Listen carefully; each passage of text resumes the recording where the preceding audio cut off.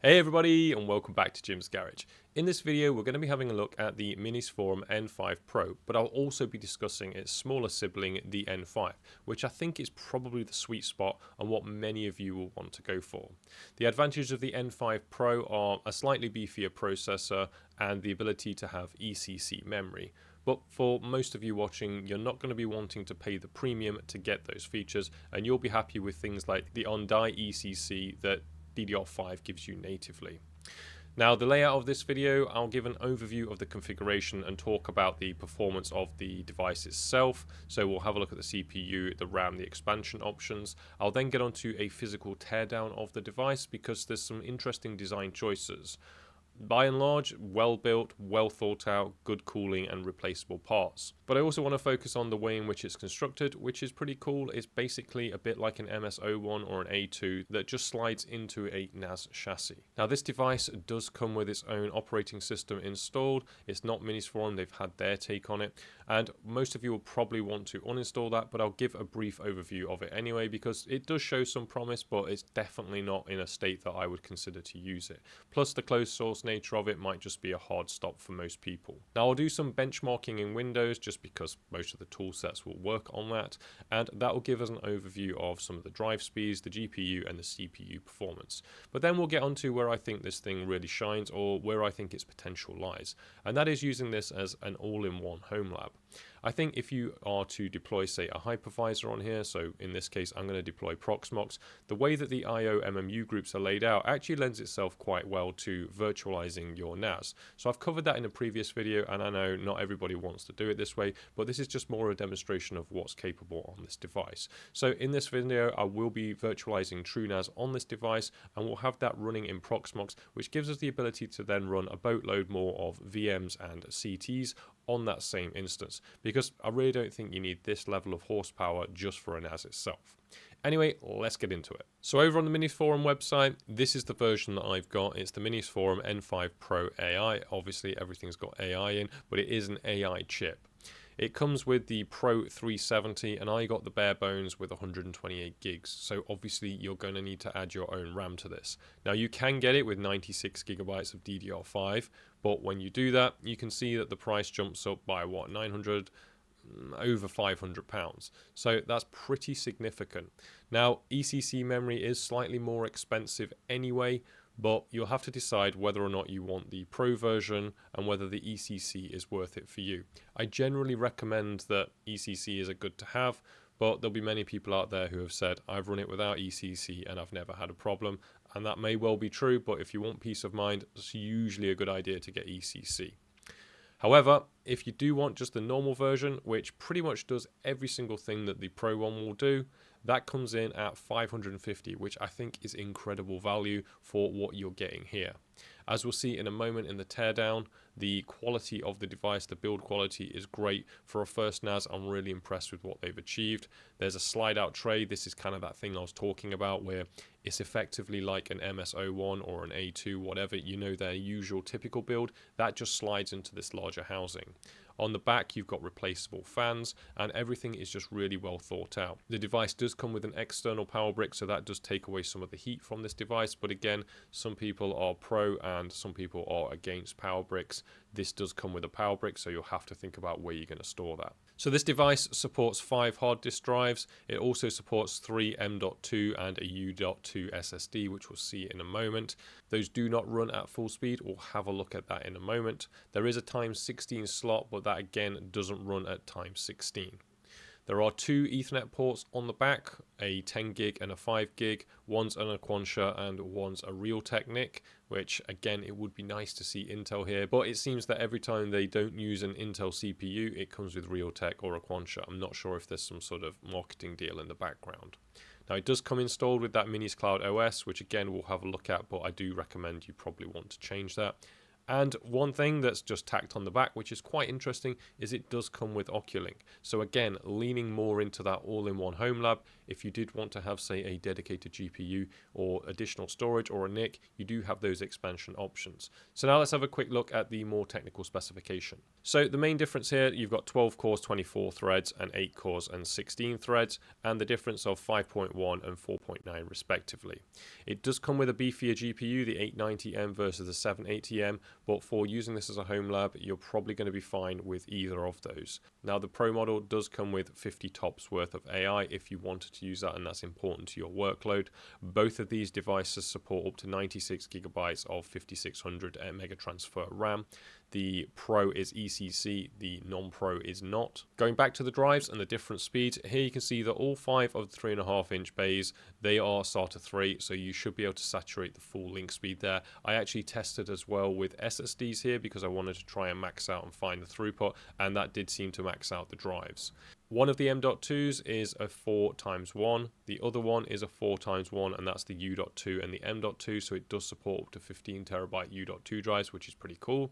And then the final one is a 4x2. Now you're not going to be getting the full speed obviously of NVMe Gen 4 drives, but you will be able to saturate the link speed, i.e. the network, the 10 gig and the 5 gig. So it shouldn't really matter that these don't run at full speed. Both of them come with the same networking capabilities, and pretty much everything after that is all the same. The important thing to call out is that x16 slot does run at PCIe 4x4, which is different to a lot of their other devices where they run at a x8, so things like the MS01, the A2, etc. So do bear that in mind. But obviously as well, you've got the Oculink port as well, which will also be running at x4. So let's bring all that to life now, and we'll have a physical teardown of the device.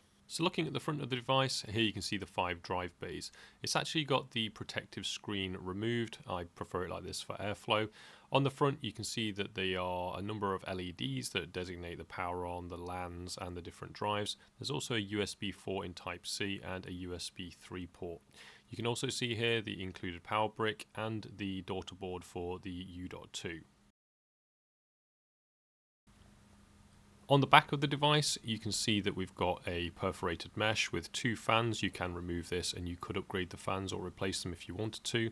On the back I/O, we've got a USB-C, that's a Type 4. We've got HDMI and a display port. We've also got a USB 3, and then we've got the 2 NICs, one of which is an Aquantia 10 gig, the other one which is a 5 gig Realtek, and also then a USB 2. Here is the daughter board for the U.2. You can actually plug in here a U.2 as well as an NVMe drive, but be mindful of those speeds. To open up the mechanism for one of the drive caddies is pretty simple. Just pull the lever and then it slides out. You can attach here, like I have, an SSD with some screws, or you can use the handy brackets for just your standard 3.5-inch drive. That just slots into the backplane, which then in a moment you'll see connects to the underlying PC that slides out. The mechanism feels well built and it's pretty sturdy, albeit it is just plastic. To remove the PC part of this NAS, you just slide it out and then you'll see something that's very familiar.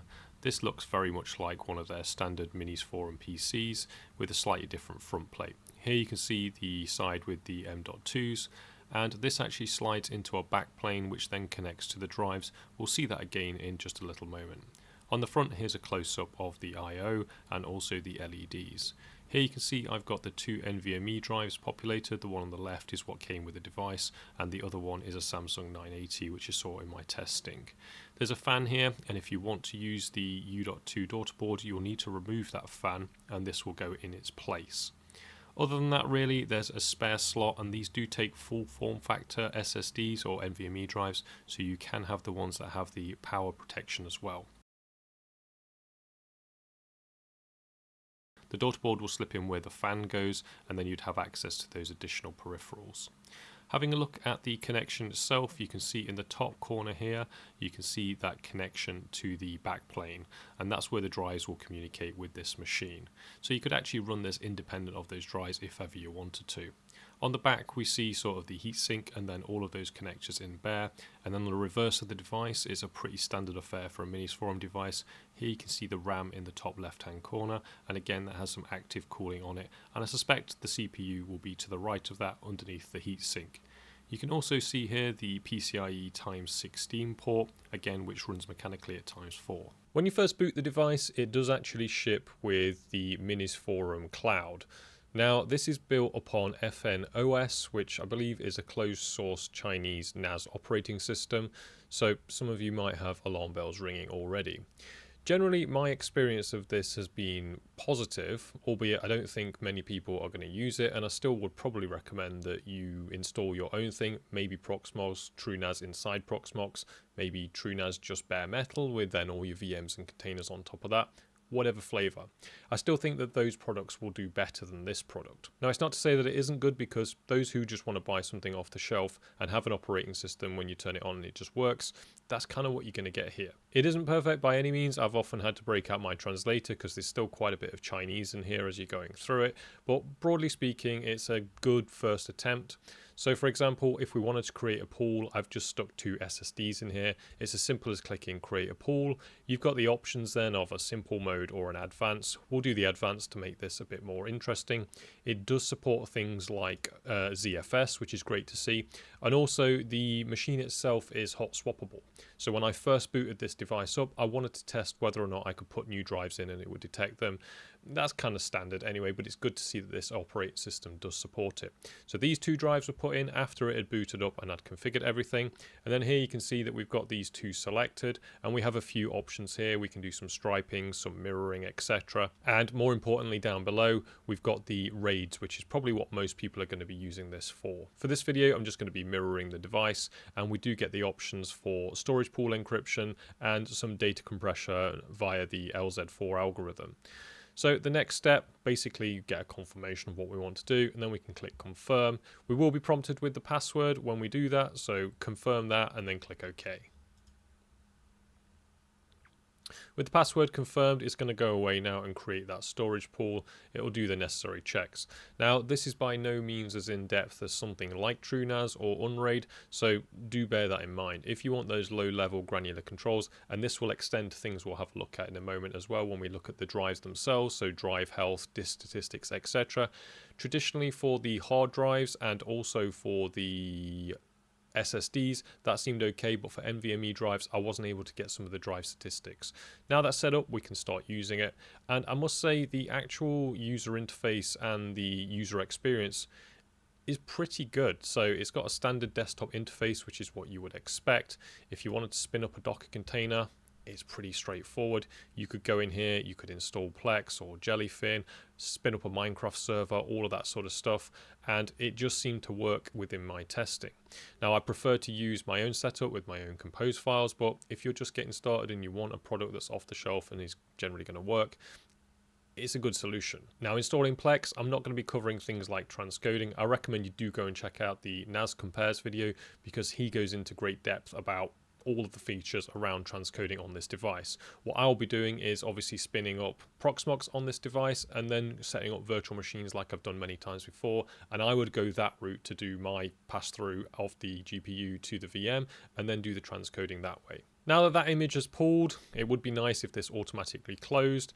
We can actually then start the application itself. So now it's starting the container up. That container started, and hopefully we should be able to click open, and then as you can see, we're now routed to that installation. It's beginning to set up. We just go through with that standard process. Now, if you create a container this way, I don't think there's any way to kind of fine tune and edit it, but as I was mentioning earlier, this does support Docker Compose files, and I was able to input my existing Docker Compose files and get things up and running. Now, again, I didn't do the transcoding because, again, I think anyone from a Western audience who's going to be dropping around 1500 on a NAS is going to want to do it themselves. But it does seem to do what it says on the tin, and I was able to get up multiple applications all at the same time. And thanks to the beefy CPU and the RAM that's installed on this, you could have lots of applications. It's a very capable device. There are some other things on here, so things like your photo albums, if you've got things like that. You can do some facial recognition, etc., because one of the key points of this, again, is jumping on that AI bandwagon. I didn't do any testing of that, but I suspect it will work. Other applications on here that were useful are obviously the virtual machines. So if we go to the top here, we can see that we can do virtual machines. When we click on that, it's pretty standard affair, the irony of TrueNAS here. And then create Ubuntu, we can go into here. it will go away, it will pull down an image, and it will start to create that virtual machine for us. You can see here that it's actually downloading in the background. When you first click to install a virtual machine, it'll mention that the image isn't available because it doesn't ship with it, so it'll go and do that in the background. Now, interestingly, this one called it Ubuntu 24 when actually it seems to be pulling the system image of 22. But working through this process, going through all of the options here, I was able to get this to run Ubuntu and it seemed pretty fine to me. The out-of-box experience with the FN OS, it didn't seem to give me as granular options as say something like a true hypervisor like Proxmox, but again, if this is just something simple that you want to get up and running, this will do it, albeit again I would question someone who's dropping that amount of money on this machine why you just wouldn't do it yourself anyway. It's good to see that there is some device monitoring on here, so you can monitor all of the cores, all of the RAM, the temperature of the drives, etc. And you can even dive into other things, so we can have a look at the storage itself, we can click on some of the disks, individual disks, we can look at the smart details for those disks. But as I mentioned before, I couldn't get anything for the NVMe drive. The NVMe drive would show up here, but whatever reason, the smart data wasn't available for it. Some other applications of note, so the ability to share, so setting up shares, it supports SMB, FTP, NFS. You can also set this up as a DLNA server and a web DAV server, so it's good to see that supported out of the box. There's a file manager, so you can actually go through and browse what's on the device itself. Anyway, as I mentioned, I didn't want to get too in-depth into the Mini Cloud OS. It's good that it ships with it, but I think for most of my viewers at least, you're going to want to install your own operating system on here. So whether you deploy a hypervisor on here and then put a NAS on top of it, or you deploy a NAS and stick your VMs in that, you know I've had that debate many times, so you decide what's right for you, but I suspect not many people are going to be watching this. Now, I will continue to keep updating in the background for FN OS and its developments. I do hope that they'll open source this, but again, I don't want to count my chickens on that one. So out of the box experience, I think it's fine. I think it's better that it does come with something as opposed to not coming with anything. But yeah, you probably want to go and uninstall this and put your own operating system on there. Over on Windows, I ran some standard benchmarks. Here you can see Cinebench 2024, and we got a multi-score of just shy of 1100.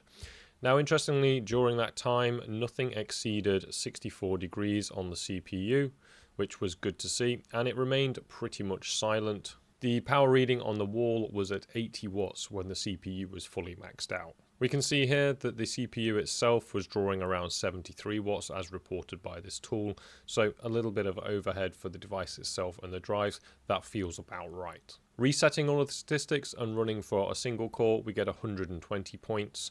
And again here, nothing really alarming. The CPU in the single-threaded test never exceeded 54 degrees. For benchmarking the GPU, I ran Furmark. This is version 2. You can see here we're getting around 27 FPS just with the default settings, which is what I tend to use. That's considerably slower than some of the other devices I've tested on this channel. For reference, my 5090 will do over 500 FPS. And also in the last video, the MSS one, that was significantly faster than this. But this GPU is an iGPU, it's not designed to compete with those products. And it should be more than enough to do some basic transcoding. Albeit, again, the AMD, the quality of transcodes isn't quite as good as Intel. So mileage may vary. Over on the right, whilst running this test, you can see we had a maximum of 48 watts. And at the wall, I was reading about 56 watts at the wall. So there's definitely, again, some overhead with the CPU there as well. On the whole though, temperatures were good. The performance, it was basically just silent again. So good thermal design and exactly what I would expect from this device. As part of the testing, I also looked at the drive performance. So this one here is the faster of the two NVMe slots. So this is the 4x2. This was using a Samsung 980 1TB, which isn't the fastest model, but it should be more than enough to saturate these links. We were pulling pretty much what you would expect with the x2, so we were getting 1780 on the read and 1677 on the write respectively. The temperatures here, it's an interesting one. It seems to cap out at 47, but there is this drive temperature 3 which noted 74, which I'm not entirely sure what that is. I'll have to go and do some more investigation. I would be concerned if this is running at 74, and I suspect that might be anomalous simply because in the teardown we saw that it does have some active cooling. So unless that fan is not actually working, I think this is a bit of a rogue element. I'll have to probably test using maybe the Samsung tool itself, so the software that they do, the Drive Magician, and see if it also reaches that same temperature. As I mentioned, I did install a couple of SSD drives in here just to max out that SATA 3 connection, and we were getting pretty much the line rate. So this is using MX500s from Crucial, which are generally speaking a decent SSD. We got 541 and 512 on the right, which is basically maxing these drives out. Now, I don't imagine that most people will be using SSDs in here, but it was just to rule out any sort of bottlenecking that was on these SATA connections, which I don't think would be a case anyway. So good to see that that's all working, and I'll come to use these drives later on when we build a pool within TrueNAS. So a further part of my testing, I did want to check out how this thing runs Proxmox. Now, as I've already said many times, I think this is a good all-in-one solution for a home lab. So if you want to have a NAS, but you also want to have some compute, run some VMs, some containers, etc., I think this is a good platform to use. So here we've got Proxmox, the latest version, version 9. I had no issues with the installation. All of the network connections were detected, which is great to see. And I spun up a TrueNAS instance here, and I also attempted some GPU pass-through, which was unsuccessful. Now, I'm not necessarily saying that that's an issue with this device in general. I think it's probably just the way that I've historically done things like iGPU pass-through on Intel. Those instructions don't work. This is also using now the new version of Proxmox 9. There might be some different instructions based upon version 8, which I've previously used. The issues it kept complaining about were that the IO-MMU groups weren't tightly enough bound. So starting this up, it comes up with a failure message down here, and it complains that basically it can't assign the drive. I think this is probably to do with the new kernel and how it enforces now the isolation of the devices at the PCIe lane level, so it probably can't split up the way it wants to do the iGPU from the underlying CPU, the other architecture, etc. I'll have to do more digging into that, but this seems to be a common issue across all AMD devices, at least on the newest Proxmox and with things like the Strix Halo CPU line. Having a look at the IO-MMU groups, they're in a pretty good state, and it should allow you to pass through most of the hardware, at least functionally, from the grouping, as I've demonstrated with my TrueNAS installation. So here you can see that the SATA controller, that is for all of the drive bays. That group 17 is isolated. I was able to pass that through to TrueNAS and have that up and running. To demonstrate that, here you can see that TrueNAS machine here with that device pass through, which is this one here. You can see that group 17. Logging into that virtual machine, I've got the N5 Pro here. You can see that I've got those two drives that we set up. Here's the two drives. I created a pool. I've assigned some memory. It's picked up the CPU. Interestingly, it's picked up the CPU and the iGPU. Now, I don't know if that's just a naming, and perhaps that's the issue of why it's hard to split up the iGPU on this machine. I know historically as well on Intel machines, iGPU pass-through is often a bit of a tricky business. Sometimes it will work on some devices, others it just won't work. I've had success on the MSO one, but I've also not had success on other Intel iGPUs. So it could just be a case of that.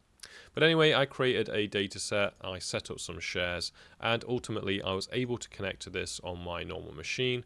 And here you can see that I've got this SMB set up here, which is connected to this virtualized TrueNAS running on the N5 Pro.